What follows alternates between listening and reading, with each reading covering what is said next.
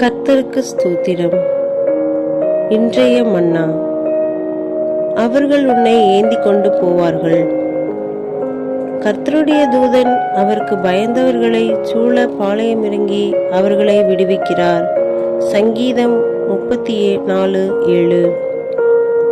ஒரு தாயார் ஒரு ஜபக்கூட்டத்தில் பங்கு பெற்று கொண்டிருக்கையில் சின்னஞ்சிறுமியான அவர்களுடைய மகள் ஆராதனை கூடத்தினின்று மெதுவாக நழுவி ஆலயத்தின் வளாகத்தை கடந்து சாலைக்கு சென்றுவிட்டாள்.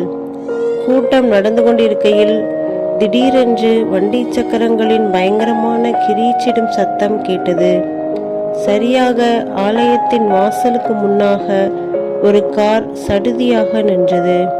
அப்போது தன்னுடைய மகள் தனது அருகில் இல்லாதிருப்பதை கண்டு தாயார் திகிலடைந்தார்கள். அவர்கள் சாலைக்கு விரைந்தபோது தன்னுடைய மகள் அமைதியாக நடைபாதையில் உட்கார்ந்திருப்பதையும் கார் ஓட்டுநர் அதிர்ச்சியுற்ற நிலையில் இருப்பதையும் கண்டார்கள். பரபரப்படைந்த தாயார், எலிசபெத், என்ன நடந்தது என்று அலறினார்கள். நான் கார் வருவதை கவனியாமல் சாலையின் நடுப்பகுதிக்கு ஓடினேன். கார் என் மேல் மோதியது. ஆனால் ஒரு தேவதூதன் என்னை தன்னுடைய கரங்களில் தூக்கி இங்கு உட்கார வைத்தார் என்று எலிசபெத் அமைதியாக பதிலளித்தாள். தாயார் தன் மகளை மேலிருந்து கீழ் வரை உற்று நோக்கினார்கள். அவள் மீது ஒரு சிராய்ப்பு கூட இருக்கவில்லை. அந்த ஓட்டுநர் திகைத்து போய் காணப்பட்ட போதிலும் எலிசபெத் மிகவும் அமைதியாக ஒரு அழகிய தூதனை போல் காட்சியளித்தாள். தீங்கிலிருந்தும் ஆபத்திலிருந்தும் கர்த்தருடைய தூதனானவர் நம்மை எத்தனை முறை விடுவித்திருக்கிறார்.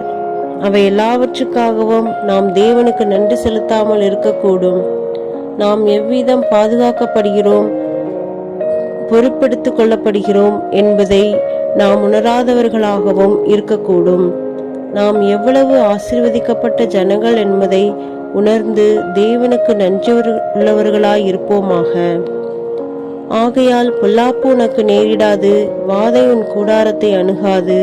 உன் வழிகளெல்லாம் உன்னை காக்கும்படி உனக்காக தம்முடைய தூதர்களுக்கு கட்டளையிடுவார். உன் பாதம் கல்லில் இடராதபடிக்கு அவர்கள் உன்னை தங்கள் கைகளில் ஏந்தி கொண்டு போவார்கள். சங்கீதம் 91:10-12.